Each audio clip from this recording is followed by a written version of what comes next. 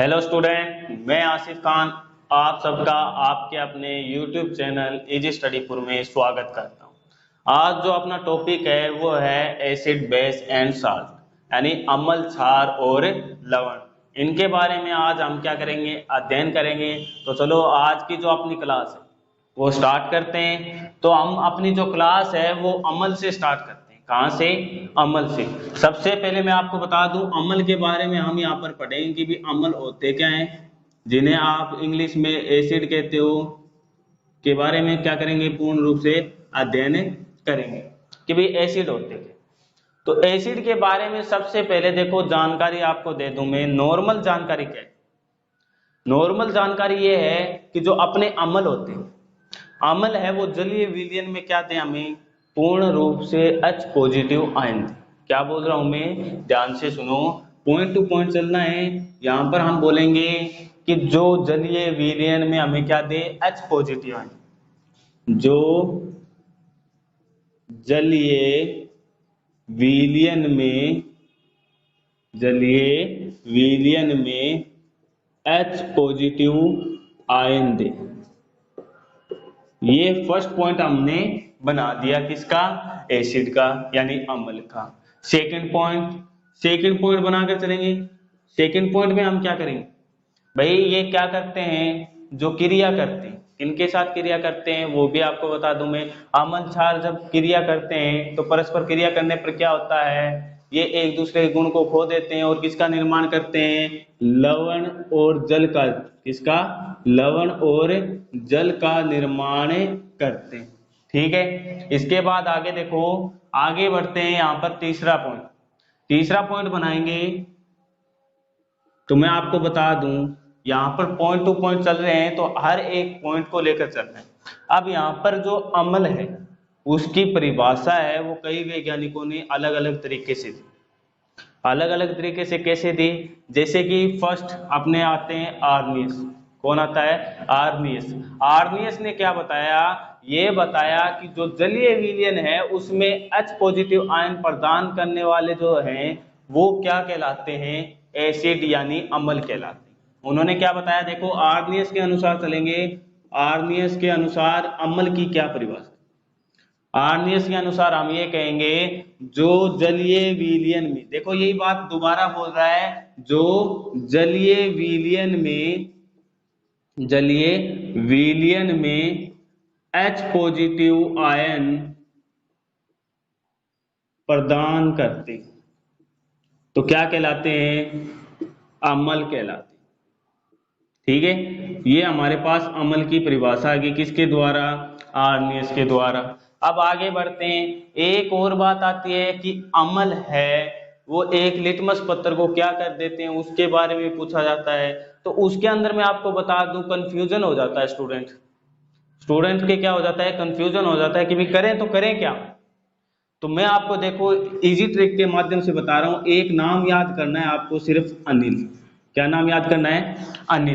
अनिल से क्या करोगे, ए से अमल, नी से नीला और ले से लाल, यानी अमल है वो नीले लिटमस पत्र को क्या कर देते हैं, लाल कर देते हैं। तो यहां पर हम लिख देंगे अमल, ये हो जाएगा नीला आपका और ये हो जाएगा आपका लाल। तो ये हम कह सकते हैं जो अमल है वो नीले लिटमस पत्र को क्या कर देते हैं, लाल कर देते हैं। और ये बात आप लिख लो। ठीक है, उसके बाद आगे बढ़ते हैं। तो आपको बता दूं कि आर्नियस के बाद ब्रांस्टेड लोरी, उन्होंने भी इसकी परिभाषा दी थी कि भी अम्ल होते क्या हैं। तो ब्रांस्टेड लोरी है, उन्होंने क्या दिया था, उन्होंने दिया था प्रोटॉन पर, प्रोटॉन के आधार पर बताया था। क्या बताया था प्रोटॉन के आधार पर, कि प्रोटॉन जो दाता होता है, प्रोटॉन जो दाता होता है वो क्या कहलाता है, अम्ल। यहाँ पर प्रोटॉन जो दाता होता है, देखो मैं क्या बोल रहा हूँ आपको, ये बोल रहा हूँ यहाँ पर कि जो अपने आर्नियस थे उनके बाद जो सेकंड थे, सेकंड कौन थे, वो थे ब्रांस्टेड लोरी। ब्रांस्टेड और लोरी दो वैज्ञानिक थे। तो दोनों वैज्ञानिक, ब्रांस्टेड लोरी ने क्या बताया, ब्रांस्टेड लोरी ने कहा कि जो अम्ल होते हैं वो क्या होते हैं, प्रोटॉन दाता। प्रोटॉन क्या होते हैं, दाता, यानी कि प्रोटॉन जो दान करने वाले होते हैं वो क्या होते हैं, अम्ल कहलाते हैं। ये किसने बताया, ब्रांस्टेड लोरी ने। दो वैज्ञानिक थे, इन्होंने इनके बारे में बताया। उसके बाद आगे बढ़ते हैं, तीसरी संकल्पना क्या आती है अमल के बारे में? तीसरी संकल्पना आती है, वो आती है लुईस की। किसकी आती है? लुईस की।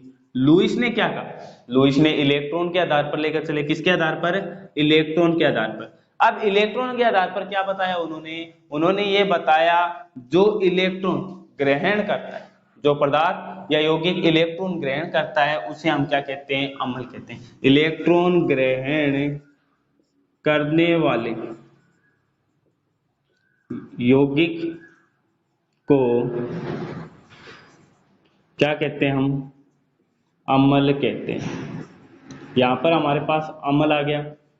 अब देखो, तीन वैज्ञानिक थे, तीनों वैज्ञानिकों ने अलग अलग संकल्पना दी अपनी अपनी। क्या दी? आर्नियस ने बताया कि जो जलीय विलयन में हमें H पॉजिटिव आयन दे, वो क्या कहलाते हैं? अम्ल कहलाते हैं। क्या बोल रहा है? अम्ल कहलाते हैं। इसके बाद ब्रांस्टेड लोरी थे। ब्रांस्टेड लोरी ने क्या बताया? ये कहा कि जो प्रोटॉन दाता होता है, यानी कि जो यौगिक या तत्व या पदार्थ जो प्रोटॉन दाता होता है, यानी कि दान करता है या प्रदान करता है, उसे हम क्या कहते हैं? अम्ल कहते हैं। उसके बाद देखो लुईस, लुईस ने क्या बताया? लुईस ने ये कहा कि जो इलेक्ट्रॉन ग्रहण करता है, क्या बोल रहा है? इलेक्ट्रॉन ग्रहण करने वाले को क्या कहा जाता है? यौगिक को अम्ल कहा जाता है। ये तीन वैज्ञानिक थे, तीनों वैज्ञानिकों ने अलग अलग संकल्पना रखी, किसकी? अम्ल की। ये तो होगी हमारे पास मेन बात। अब देखो, इसके जो गुण है उनके आधार पर चल रहे थे, तो मैं आपको बता दूं, तीसरा गुण मैंने आपको बताया था इसके अंदर। तीसरा गुण मैंने क्या बताया था इसमें? देखो, तीसरा गुण ये बताया था इसके अंदर, जो लिटमस पत्र होते हैं वो क्या होते हैं? लिटमस पत्र के आधार पर लेकर चले थे। तो मैंने ये कहा था, हमने यहाँ पर अनिल नाम लिया और यहाँ पर मैंने अमल लिख दिया, इसका नी का नीला लिख दिया और ले का क्या लिख दिया? लाल। तो यानी कि क्या करता है? अमल नीले लिटमस पत्र को लाल करता है। ये मैंने पॉइंट आपको बताया था। उसके बाद आगे बढ़ते मैंने आपको एक बात ये भी बताई है, यहाँ पर देखो, अम्ल है क्षार के साथ जब क्रिया करता है तो क्या करता है? एक दूसरे के गुणों को नष्ट कर देते हैं। गुणों को नष्ट करने पर किसका निर्माण होता है? लवण और जल का निर्माण होता है। आप एग्जाम्पल इसमें क्या लोगे? एग्जाम्पल लोगे जैसे कि अन्य OH क्या है हमारे पास? क्षार है। इसकी क्रिया अगर आप HCl के साथ करवाते हो तो किसका निर्माण होता है? किसका निर्माण होगा? यहाँ पर मैं लिख रहा हूं, देखो, एक तो आपके पास NaCl और एक H2, ये क्या हो गया? लवण। ये हो गया आपके पास है जल, जिसका निर्माण यहाँ पर आपके पास हो रहा है। ये आप एग्जाम्पल इसमें लिख सकते हो और क्षार में, दोनों में। क्यों? क्योंकि दोनों यहाँ पर देखो क्षार और अम्ल दोनों दे रहे हैं। ठीक है, ये अपने पास बेसिक जानकारी आ गई किसकी? अम्ल की। अब मैं आगे बढ़ रहा हूँ। देखो, अम्ल है हमारे पास, इनके अंदर अलग अलग ट्रिक से दिया गया। जैसे कि अम्ल को आप आगे बढ़ाना चाहते हो तो इसके भी कई गुण होते हैं। गुण कैसे? जैसे हम ये कह सकते हैं कि भाई किस पदार्थ के अंदर अम्ल पाया जाता है। जैसे कि मैं एग्जांपल लेकर चल रहा हूं, दूध। दूध के अंदर कौन सा अम्ल पाया जाता है? तो हम ये कह सकते हैं कि दूध के अंदर कौन सा अम्ल पाया जाता है? लैक्टिक अम्ल पाया जाता है। कौन सा पाया जाता है? लैक्टिक अम्ल है, वो दूध में पाया जाता है। ठीक है, इसी प्रकार मैं ये कह दूं कि टमाटर में कौन सा पाया जाता है, तो आप कहोगे एस्कार्बिक पाया जाता है। कौन सा? एस्कार्बिक पाया जाता है। तो हम ये लिखेंगे टमाटर के अंदर कौन सा पाया जाता है, तो मैं लिखूंगा एस्कार्बिक। ये आ गया। अब इसके बाद देखो, इमली के अंदर पूछा जाए कि कौन सा अम्ल पाया जाता है, तो इमली के अंदर हम लिखेंगे टार्ट्रिक। कौन सा? टार्ट्रिक। ये आ गया। इसी के बाद संतरा होता है, संतरे के अंदर लिखोगे तो संतरे के अंदर देखो दोनों है खट्टे, लेकिन दोनों में अम्ल है वो क्या होता है? अलग अलग। इसके अंदर कौन सा होगा? सिट्रिक। कौन सा होता है? सिट्रिक। यहाँ पर देखो दोनों इकट्ठे हैं। यहाँ पर एक और गुण बनेगा, वो आगे मैं बताऊंगा। यहाँ पर देखो इमली और संतरे दोनों ही एक खट्टे होते हैं, लेकिन आप लोगों को मैं बता दूं कि यहाँ पर इसमें टार्ट्रिक होता है और इसमें क्या होता है? सिट्रिक होता है। अब आगे बढ़ते हैं तो मैं आपको बता दूं कि एक पॉइंट और होता है। एक पॉइंट कौन सा होता है वो देखो, एक पॉइंट होता है वो होता है चींटी के डंक में, कि भाई चींटी के डंक में कौन सा अम्ल पाया जाता है। तो उसमें लिखने से पहले मैं आपको बता दूं कि चींटी के डंक में, चींटी के डंक के अंदर, तो चींटी के डंक में कौन सा अम्ल पाया जाता है, इसके बारे में हम पढ़ेंगे। देखो चींटी के डंक में हम लिखेंगे कि चींटी के डंक होता है, उसके अंदर एक आप लिख सकते हो मेथेनोइक अम्ल। कौन सा? मेथेनोइक।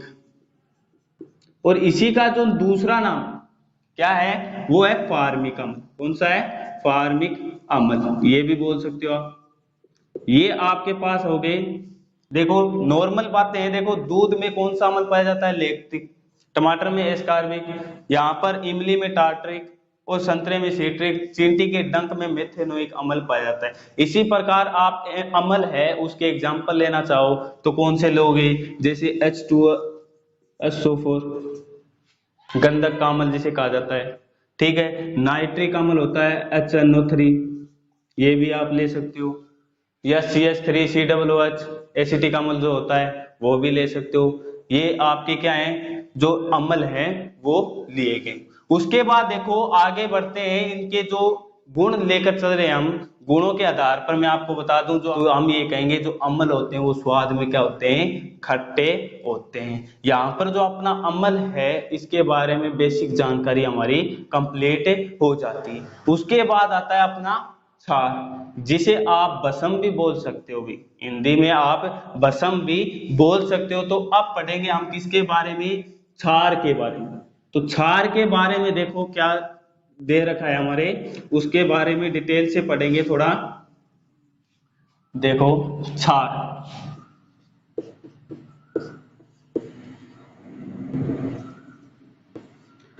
आप इसे भस्म भी बोल सकते हो। क्या बोल सकते हो? हिंदी में भस्म भी बोल सकते हो। अब देखो इसके भी पॉइंट टू पॉइंट बनाकर चलेंगे। पॉइंट टू पॉइंट बनाएंगे। देखो पहला पॉइंट मैं ये बता देता हूं आपको, क्षार यानी जो भस्म होते हैं वो क्या होते हैं? स्वाद में कड़वे होते हैं, या आप तीखे बोल सकते हो। क्या बोल सकते हो? तीखे। मैं ये लिखूंगा क्षार स्वाद में कड़वे होते हैं, या आप तीखे लिख सकते हो, तीखे होते हैं, ये लिख सकते हो। सेकंड पॉइंट बनाओगे तो इसमें क्या बनाओगे? सेकंड पॉइंट आप ये बनाओगे कि यहाँ पर जो क्षार वो क्या कर रहे हैं। देखो क्षार के अंदर मैंने आपको अम्ल में जैसे बताया था वैसे ही क्षार में बता रहा हूँ, पॉइंट टू पॉइंट चलना है हमें। तो क्षार के अंदर हम ये कहेंगे जो क्षार है वो जलीय विलयन में हमें क्या दे? OH negative ion. क्या दे? हम ये कहेंगे क्षार वे होते हैं, क्षार वह होते हैं जो जलीय विलयन में, किसमें?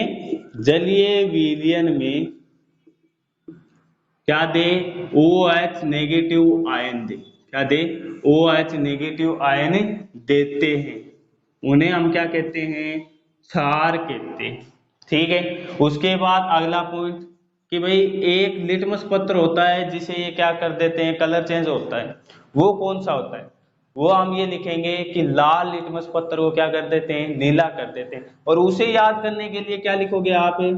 छालनी लिखोगे। क्या लिखोगे? छालनी। छालनी में क्या लिखोगे? ये तो हो जाएगा आपका क्षार। क्या हो जाएगा? क्षार। ये हो जाएगा लाल, और यहाँ पर नी का हो जाएगा नीला।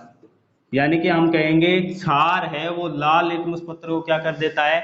नीला कर देता है। और मैंने अम्ल में क्या बताया था? अम्ल है वो नीले लिटमस पत्र को क्या कर देता है? लाल कर देता है। दोनों में ये अंतर आ गया। ठीक है, आगे बढ़ते हैं।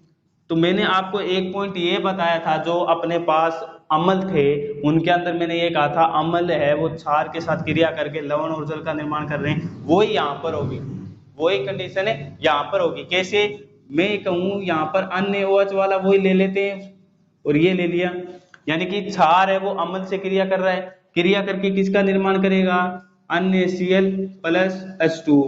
यानी कि ये क्या कर रहे हैं? आपस में एक दूसरे के गुणों को नष्ट कर रहे हैं। गुणों को नष्ट करेंगे तो यहाँ पर क्या होगा? लवण और जल का निर्माण होगा। आप इसे एक अभिक्रिया बोल सकते हो, उदासीनीकरण अभिक्रिया। कौन सी अभिक्रिया बोल सकते हो? उदासीनीकरण अभिक्रिया। क्योंकि दोनों ही क्या कर रहे हैं? अपने अपने एक दूसरे के गुणों को नष्ट कर देते हैं, जिसके कारण ये क्या हो जाते हैं? उदासीन हो जाते हैं। तो हम इसे उदासीनीकरण अभिक्रिया भी बोल सकते हैं। अम्ल की तरह ही इसके जो क्षार है इसे भी परिभाषित किया था तीनों वैज्ञानिक ने, आर्नियस ने, ब्रांस्टेड, लोरी ने और लुईस ने। तो उन्होंने किस प्रकार इसे परिभाषित किया था तो वो देखो। सबसे पहले जो अपने आर्नियस थे, आर्नियस ने क्या बताया था उसके बारे में हम पढ़ेंगे कि भैया आर्नियस ने इसे किस प्रकार परिभाषित किया था। तो सबसे पहले आर्नियस है, आर्नियस के अनुसार क्या दिया, आर्नियस के अनुसार हम ये कहेंगे कि जो जलीय विलयन क्या दे हमें OH नेगेटिव आयन दे। क्या बोल रहा है, जो जलीय विलयन में क्या दे OH नेगेटिव आयन देता, क्या दे OH नेगेटिव आयन देता। ये क्या हो गया, आर्नियस के अनुसार हो गया। उसके बाद ब्रांस्टेड लोरी, ब्रांस्टेड लोरी है, उनके अनुसार क्या होगा, मैंने आपको प्रोटॉन के बारे में बताया था। तो प्रोटॉन ग्रहण करने वाला, प्रोटॉन ग्रहण करने वाला क्या होता है, क्षार होता है। क्या होता है, क्षार होता है। इसके बाद जो लुईस थे, लुईस है, उनके अनुसार देखो क्या होता है। लुईस के अनुसार हम ये कहेंगे, इन्होंने कहा था इलेक्ट्रॉन, तो इलेक्ट्रॉन जो दाता होता है, इलेक्ट्रॉन दाता होता है वो क्या कहलाता है, क्षार कहलाता है। ठीक है, ये तीनों वैज्ञानिकों ने अपनी अपनी क्या दी अवधारणाएं प्रतिस्थापित की थी या प्रतिपादित की थी। अब इसके बाद देखो मैं आपको बता दूं, एक जैसे आप पीएच मान लेकर चलते हो, तो पीएच मान के आधार पर मैं बता दूं, जो क्षार होता है आपका, क्षार होता है वो परबल क्षार कब होता है, परबल क्षार होता है उसकी पीएच, परबल क्षार होता है इसकी पीएच कितनी होती है, 14। कितनी होती है, 14। जब परबल क्षार होता है वो विद्युत का क्या होता है, सुचालक होता है। क्या होता है, सुचालक होता है। ये भी आप पॉइंट बना सकते हो, यहाँ पर आगे जब बढ़ोगे तो पॉइंट टू पॉइंट आगे बढ़ रहे हो, वैसे ही क्या कर सकते हो, यहाँ पर इसका बना दिया कि परबल क्षार की पीएच कितनी होती है, 14 होती है। अगला पॉइंट जैसे इसमें बनाओगे तो ये कह सकते हो परबल क्षार क्या होते हैं, विद्युत के सुचालक होते हैं। यहाँ पर इसके एग्जाम्पल लोगे, एग्जाम्पल लोगे कौन सा, मिल्क ऑफ मैग्नीशिया। क्या लोगे, मिल्क ऑफ मैग्नीशिया, जिसे हम दुर्बल क्षार ले सकते हैं, दुर्बल क्षार। ये कब काम आता है, ये उदर में अम्लता को कम करने के लिए काम आता है। ये कब काम में लिया जाता है, जब उदर में अम्लता का क्रम बढ़ जाता है, तब हम क्या करते हैं, मिल्क ऑफ मैग्नीशिया का काम उपयोग लेते हैं। ठीक है, यहाँ पर देखो हमने अम्ल और क्षार के बारे में पढ़ लिया है बेसिक। जो साल्ट है उसके बारे में पढ़ेंगे हम नेक्स्ट क्लास के अंदर। अगर आप लोगों को इजी स्टडी पुर की क्लासें अच्छी लग रही हैं तो आप उन्हें लाइक करें, शेयर करें, और अभी तक आप लोगों ने चैनल को सब्सक्राइब नहीं किया है तो चैनल को सब्सक्राइब करें।